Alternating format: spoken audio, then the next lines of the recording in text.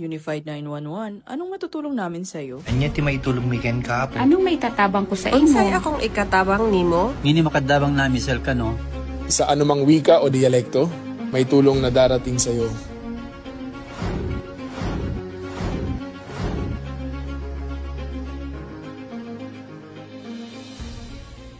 Lilingkod sa bawat Pilipino at magbibigay ng tamang impormasyon para sa tahimik at maayos na Pilipinas. Police News Network, alagad ng batas, tagapagtaguyod ng balitang pulis, sandigan ng mamamayan, patnubay ng katotohanan.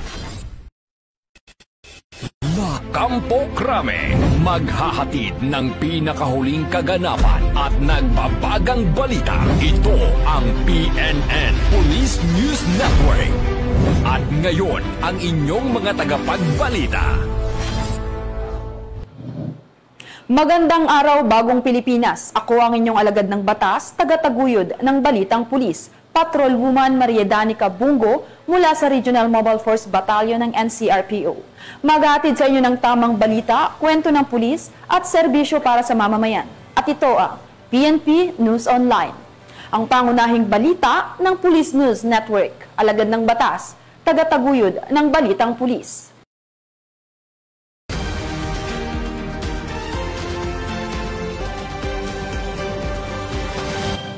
Narito ang mga balitang dapat niyong abangan.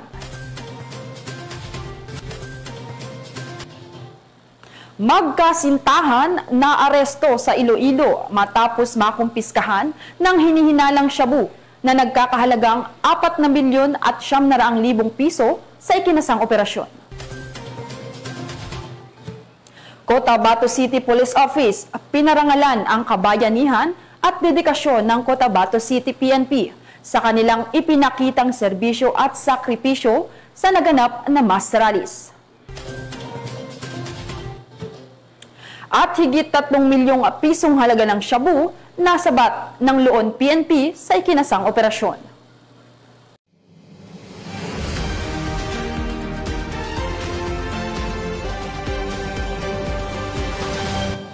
Narito ang mga balitang hatid ng ating PNN correspondents mula sa iba't ibang panig ng bansa.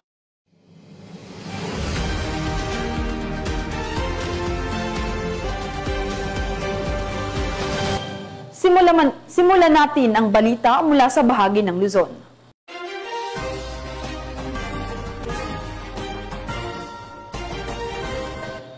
Matapos ang pananalasa ng buhawi sa Santa Maria, Ilocos Sur, nagsagawa ng clearing operation ang mga otoridad upang matiyak ang kaligtasan ng mga residente at maibalik ang kaayusan sa nasabing lugar. Yan ang balitang hatid ni Police Corporal Juana Marie N. de los Santos. Nagsagawa ng joint clearing operation ang mga otoridad matapos ang pananalasa ng buhawi dulot ng super bagyong Nando na tumama sa iba't ibang barangay ng Santa Maria, Ilocos Sur nito lamang Lunes ng umaga. Ang nasabing operasyon ay pinangunahan ng Santa Maria Municipal Police Station katuwang ang Municipal Disaster Risk Reduction and Management Office, Bureau of Fire Protection, lokal na pamahalaan at mga barangay officials. Layunin ng clearing operation na agad na maalis ang mga nakahambalang na puno, poste at debris sa mga pangunahing kalsada upang maibalik ang normal na dalin ng trapiko at matiyak ang kaligtasan ng mga residente. Batay sa inisyal na datos ng Santa Maria MPS, umabot sa ilang kabahayan ang matinding pinsala sa iba't ibang barangay, katulad sa barangay Nagtupakan, 5 ang totally damaged at 7 ang partially damaged na kabahayan. Sa barangay Maynganay Sur naman, 1 ang partially damaged, sa barangay Tinaan, 1 rin ang partially damaged, samantala sa barangay Maynganay Norte, 2 ang totally damaged at 8 ang partially damaged. Sa barangay Babalasyoan, 1 ang partially damaged at sa barangay Nagsayawan, 8 ang totally damaged at 19 ang partially damaged. Patuloy namang nagsasagawa ng clearing at monitoring operations ang mga otoridad upang masiguro ang kaligtasan ng publiko habang nagpapatuloy ang rehabilitasyon sa mga apektadong barangay.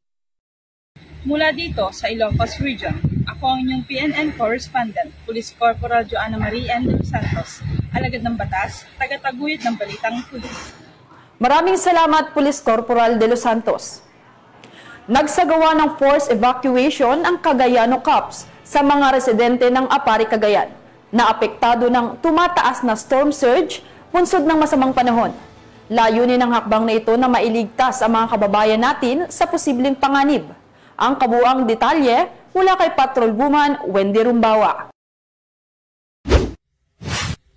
Sa kabila ng malakas na ulan at matinding hangin, mabilis at organisado ang isinagawang forced evacuation sa mga kabahayan na apektado ng malakas na storm surge sa Zone 5, Barangay Padaya, Apari, Cagayan, at tiniyak ng Cagayano Cops na ligtas na mailikas ang mga residente at maidala sa evacuation center nito lamang kasagsagan ng bagyong Nando kahapon ika-22 ng Setyembre ngayong taon. Pinangunahan ni Police Major Juniel A. Perez, Officer in Charge ng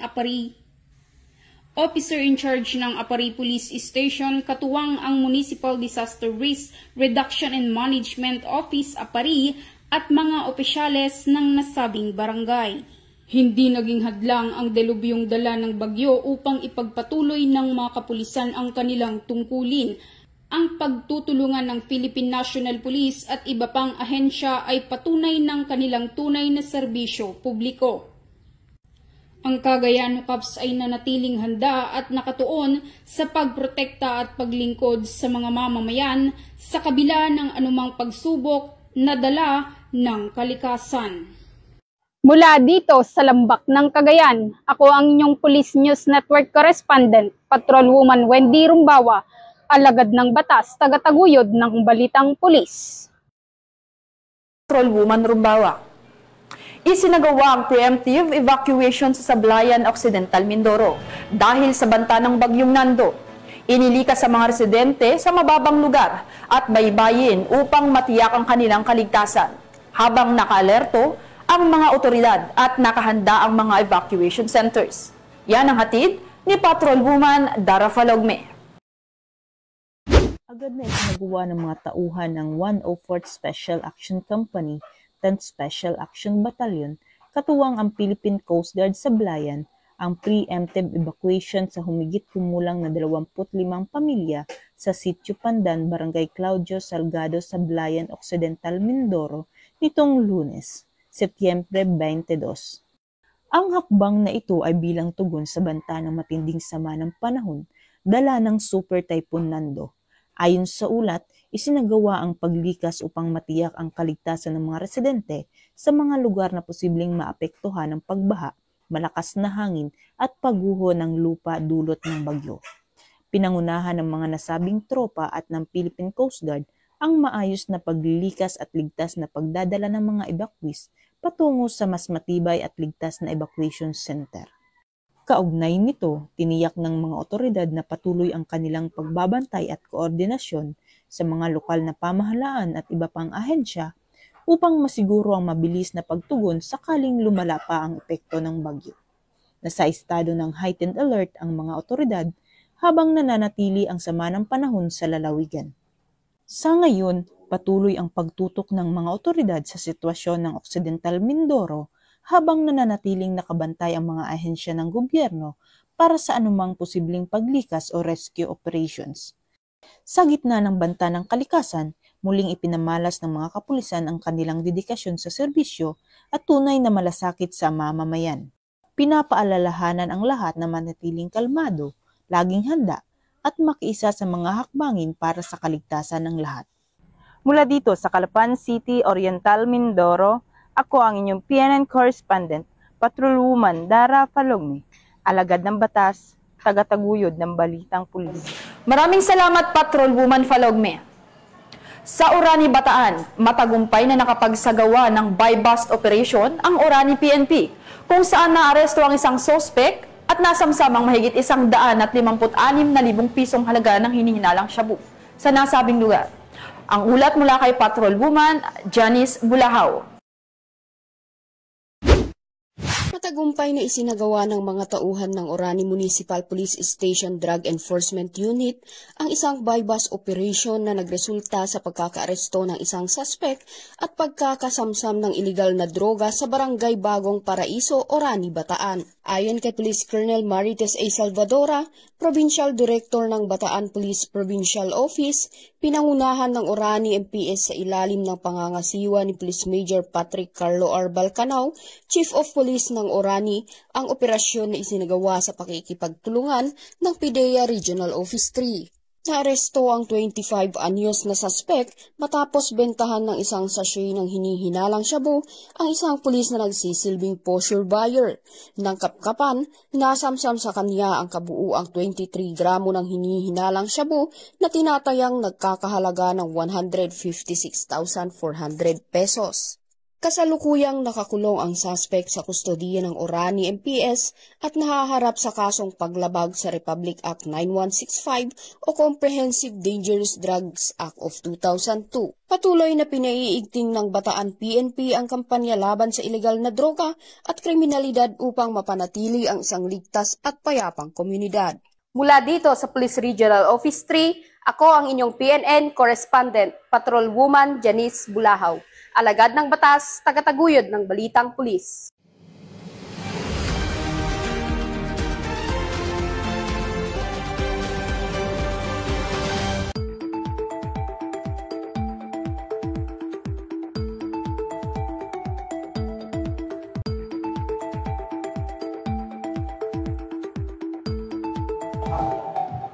Para sa ating weather update, alas 3 ng madaling araw kanina, namataan ng mata ng Super Typhoon Nando sa layong 240 kilometrong kanluran ng Calayan, Cagayan.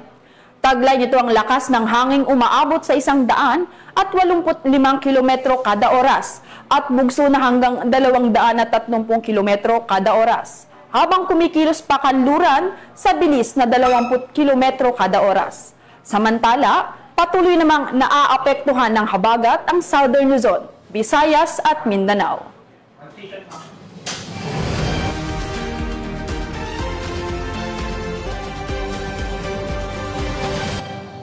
Tunghayan naman natin ang mga balita mula sa Visayas.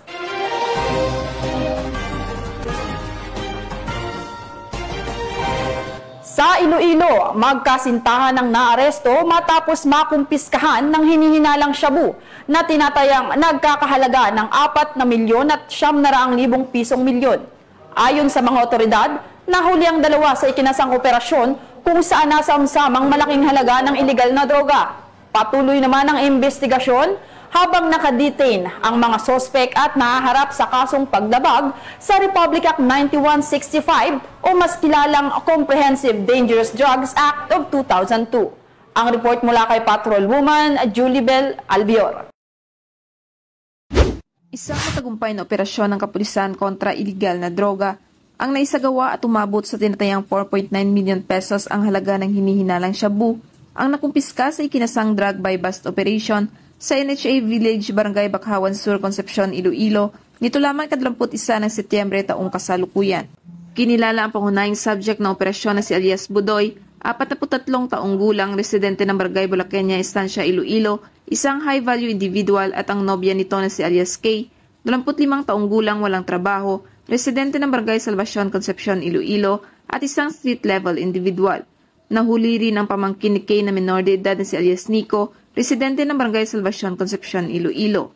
Ang matagumpay na operasyon ay bunga ng isang taong pagmamanman at pagsubaybay laban sa suspect na isinagawa sa pamamagitan ng pinagsamang puwersa ng kapulisan ng Iloilo Provincial Drug Enforcement Unit, Provincial Intelligence Unit, Concepcion Municipal Police Station, 2nd Iloilo Provincial Mobile Force Company, at Estancia MPS.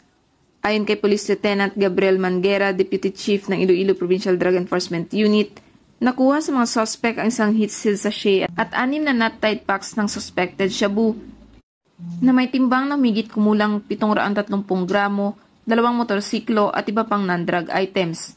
Ayon pa kay Police Lieutenant Manguera, si alias Budoy umano ang nagsusupply ng iligal na droga hindi lamang sa ikalimang distrito ng Iloilo kundi umaabot din hanggang Rojas City, Capiz. Naharap ngayon sina alias Budoy at alias K sa kasong paglabag sa Republic Act 9165 o Comprehensive Dangerous Drugs Act of 2002, habang si alias Nico ay turnover sa Municipal Social Welfare and Development Office para sa tamang disposisyon sa ilalim ng probisyon ng Juvenile Justice and Welfare Act o Republic Act 9344. Ang matagumpay na operasyon na ito ay patunay ng walang humpay ng kampanya ng pamahalaan kapulisan laban sa iligal na droga upang mapanatili ang maayos at ligtas na bagong Pilipinas. Mula dito sa Western Visayas, ako ang inyong Police News Network correspondent, Patrolwoman Julibel Albior, alagad ng batas tagataguyod ng Balitang Pulis. Maraming salamat, Patrolwoman Albior. Nasabat ng Loon PNP ang hinihinalang shabu na tinatayang nagkakahalaga ng higit 3 milyon sa ikinasang operasyon. Samantala, arestado rin ang sospek na ngayon ay nahaharap sa kasong paglabag sa Republic Act 9165 o Comprehensive Dangerous Drugs Act of 2002. Patrolwoman Flora May Asares sa report. Nasabat ng Loon PNP ang higit 3 milyong halaga ng hinihinalang shabu mula sa sospek sa isinagawang bypass operation ng mga otoridad sa Purok 6 Katagbakan Norte, Loon, Bohol noong ika-21 ng Setyembre ng taong kasalukuyan. Ayon kay Police Captain Thomas Zenchong, Chief of Police ng Loon Municipal Police Station, Bohol Police Provincial Office, bandang alas 2:10 ng madaling araw nang ikinasa ng mga operatibang operasyon na nagresulta sa pagka-aresto ng sospek na si Jerome, 28 anyos, na residente ng Sandigan Island, Barangay Kalayugan Sur, Loon, Bohol. Nasa kote mula sa sospek ang 6 na plastic sachet ng hinihinalang shabu na may timbang na 455 grams at may standard drug price na 3,094,000 pesos. Buy-bust money, sling bag at motorsiklo na Honda. Kaagad binitbit ng mga otoridad ang sospek at kasulukuyang itong nakapiit sa Loon MPS. Kasong paglabag sa Section 5 at 11, Article 2 ng RA 9165 o Comprehensive Dangerous Drugs Act of 2002 ang kakaharapin ito. Sa ating Loon Police Station, led by Police Captain Thomas Dinsong, ang inyo pong successful operations ay pinapasalamatan po at kinukongratulate ng ating Provincial Director, Police Colonel Patricio Digay. Ang ating kapulisan po sa Bohol, led by our Provincial Director, Police Colonel Digay, ay patuloy po ang ating kampanya, intensified operations against illegal drugs in the province of Bohol. Now we are vowed to serve and protect the people of Bohol, sa Boholanos, kasama po yung mga turista, mga bisita. Yun po ang ating kampanya po dito sa lalawigan ng Bohol. At wag po kayong magatubiling magbigay uli ng mga impormasyon para po matulungan niyo po kami, nagampanan po kaming tungkulin para matigil na po ang paglaganap sa illegal na droga dito sa lalawigan sa Bohol. Mula dito sa Central Visayas, ako ang inyong Police News Network correspondent, Patrolwoman Flora May Asares. Alagad ng batas, tagataguyod ng Balitang Pulis. Maraming salamat, Patrolwoman Asares. Narito naman ang mga balita mula sa Mindanao.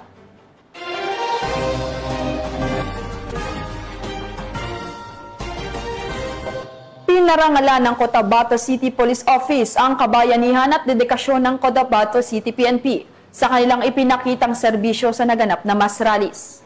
Kinilala ang sakripisyo at pagtsatsaga ng mga pulis na nagbigay ng seguridad at nagpanatili ng kaayusan sa gitna ng mapayapang pagtitipon. Ayon sa pamunuan, ang pagkilala ay simbolo ng pasasalamat sa kanilang malasakit at walang pag-iimbot na paglilingkod sa komunidad. Ang report mula kay Patrolwoman Maricris Algabre.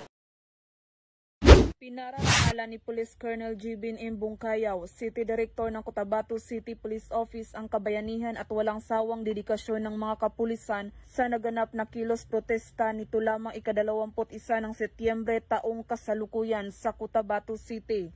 Sa pamamagitan ng kanilang mataas na pagtitimpi at profesionalismo na pangalagaan ng ating mga pulis ang konstitusyonal na karapatan sa mapayapang pagtitipon habang naiwasan ang anumang hindi kanais-nais na pangyayari.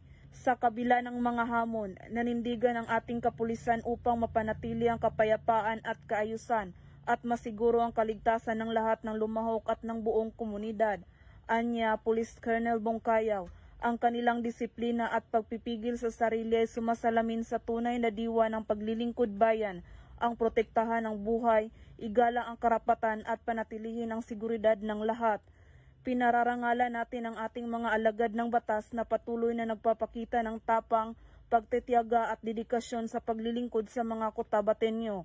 Ang mga kapulisan ay tunay na maituturing bayani sa ating bansa, isang pagpupugay sa ating mga bayani sa PNP, tagapangalaga ng kapayapaan at seguridad ng sambayanan. Mula rito sa Rio ng Bangsamoro, ako ang inyong Police News Network Correspondent, Patrolwoman Maricris Algabre, alagad ng batas, tagataguyod ng balitang pulis. Maraming salamat, Patrolwoman Algabre. 3 sospek ang naaresto sa Sulu matapos makumpiskahan ng iligal na droga na nagkakahalaga ng mahigit ₱250 milyong. Isinagawa ito sa ikinasang operasyon ng mga otoridad laban sa illegal drugs. Narito ang ulat mula kay Patrolwoman Luis Mariconde. Ang tinatayang ₱510,000 halaga ng shabu sa isinagawang drug bypass operation ng Philippine Drug Enforcement Agency Sulu, katuwang ang Hulo MPS SPPO, 54th Special Action Company, 5th Special Action Battalion, PIO Sulu PPO, Regional Intel Unit 9, 1st PMFC Sulu PPO, National Intelligence Coordinating Agency, Sulu Maritime Police, PCG Western Sulu, PCG K9 Sulu, Special Operation Unit Sulu, PCG Intel Unit Western Sulu, at Patikol MPS sa PMC Street Barangay Busbos, Hulo Sulu, nito lamang ika-21 ng Setyembre taong kasalukuyan. Kinilala ng mga otoridad ang mga sospek na sina alias Ban, lalaki, 31 anyos, may asawa, magsasaka, residente ng Bungaw, Tawi-Tawi, alias Glenn, lalaki, 34 anyos, may asawa, miyembro ng CAFGO, residente ng Barangay Liyang, Patikol, Sulu, at alias Tas, lalaki, 48 anyos, may asawa, driver at residente ng Bungaw, Tawi-Tawi. Nakumpiska sa mga sospek ang 2 vacuum-sealed packs ng hinihinalang shabu na may bigat na 75 gramo at nagkakahalaga ng ₱510,000 na nakabalot sa bond paper, isang unit ng caliber 45 pistol na may magazine at 4 na bala at iba pang mga non-drug evidence. Mahaharap ang mga sospek sa kasong paglabag sa Republic Act 9165 o Comprehensive Dangerous Drugs Act of 2002 kapag napatunayang nagkasala ang mga ito. Ang mga nakumpiskang ebidensya at ang mga sospek ay kasulukuyang nasa kustudiya ng PIDEA Sulu para sa dokumentasyon at tamang disposisyon. Sa patuloy na kampanya ng mga otoridad laban sa iligal na droga, muling iginiit ng mga kapulisan na walang puwang sa lipunan ang mga sangkot sa ganitong uri ng kriminalidad. Ang matagumpay na operasyon ay patunay ng mas pinaigting ng pagbabantay at pagtutulungan ng mga law enforcement unit upang mapanatili ang kaayusan at kaligtasan ng publiko. Mula dito sa Zamboanga Peninsula, ako ang inyong PNN Correspondent, Patrolwoman Luis Mariconde, alagad ng batas, tagataguyod ng balitang pulis. Maraming salamat, Patrolwoman Conde. At yan ang mga balitang nakalap ng ating PNN correspondents mula Luzon, Visayas at Mindanao. At bago po tayo magtapos, nais ko lamang pong batiin ng isang maligayang karawan ang aming senior PIS at matikas na video journalist, Patrolman K. Shubal. Happy birthday, sir! At shoutout din po sa Budas Belly Tondo Branch kung hanap po nila ay masarap at malinamnam na siomai, dumplings at dimsum. Dito ka na sa Budas Belly. At mga ka-PNN, 93 days na lang, Pasko na!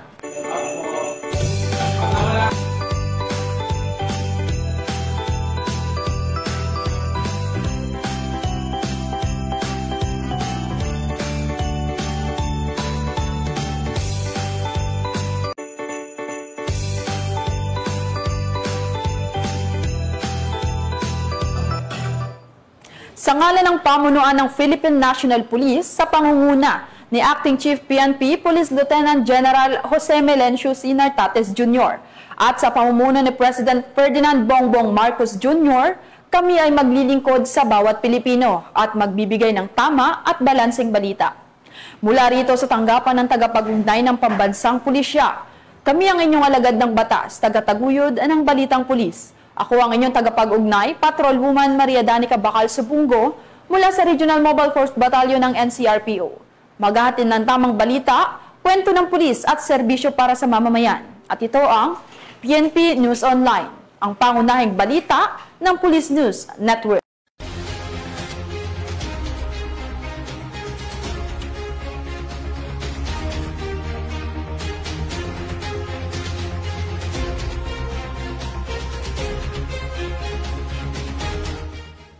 Police News Network, alagad ng batas, tagapagtaguyod ng balitang pulis.